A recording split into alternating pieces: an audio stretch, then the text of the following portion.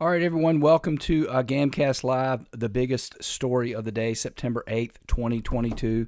The Great American Mail, the Florida and Georgia law that breaks down the news of the day through the lens of the Constitution, the law, and history. Today's biggest story is Barack Obama appearing yesterday at the White House to accept his White House portrait and to infantilize politics, as he always does. He is more responsible for the divisive nature of the country right now than anybody on the face of the planet. He truly is. And yesterday he did what he does best. He divided the country, and he, again, showed us how we've become infantile when it comes to politics. So let's take a listen to how he sounded. This is basically a clip that's been going around, but take a listen to this clip and we'll talk about it.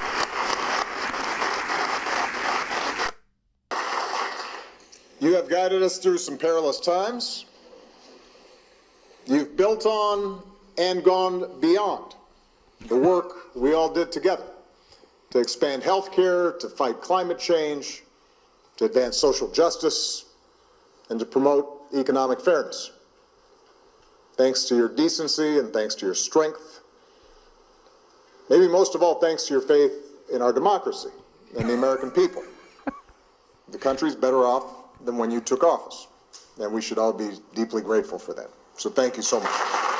So, literally right on the scene and goes right to the faith in our democracy, right? He just plays the game, getting in there, just a wedge. I mean, if anybody thinks you're better off than since Biden took office. But again, folks, he has done more to divide America, and that was a perfect example of that. That is supposed to be a ceremony where you come in, and it's not supposed to be political, folks. It's supposed to be talking about America in a grandiose fashion. And what does he do? He hits time after time after time. He hits green energy. He hits climate change. He hits democracy. He hits all the Democrat talking points. But that's not even the worst part of it, folks. Here's some left-wing rag out there called Euronews. It doesn't really matter.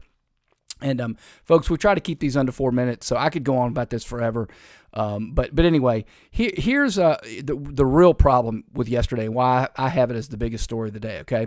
The presidential portrait unveiling is a historical event, having been organized by the White House Historical Association since 1965. Recent tradition, no matter the political affiliation, has had the current president generally hosting his immediate predecessor for the unveiling. So why was Obama's ceremony only happening now? Because Barack Obama's presidential successor, Donald Trump, refused to host any kind of ceremony for his predecessor due to the contentious and bitter nature of their relationship, therefore leaving the first black president, got to throw a race in there, of course, to be unacknowledged in the White House Portraits collection. Folks, that is a lie.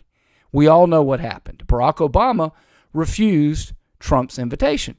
He wasn't going to let Trump and him be on the same stage together. He wasn't going to have comedy between the parties. He just wasn't. And comity, C-O-M-I-T-I, not comedy, E-D-Y, okay? He wasn't going to do it.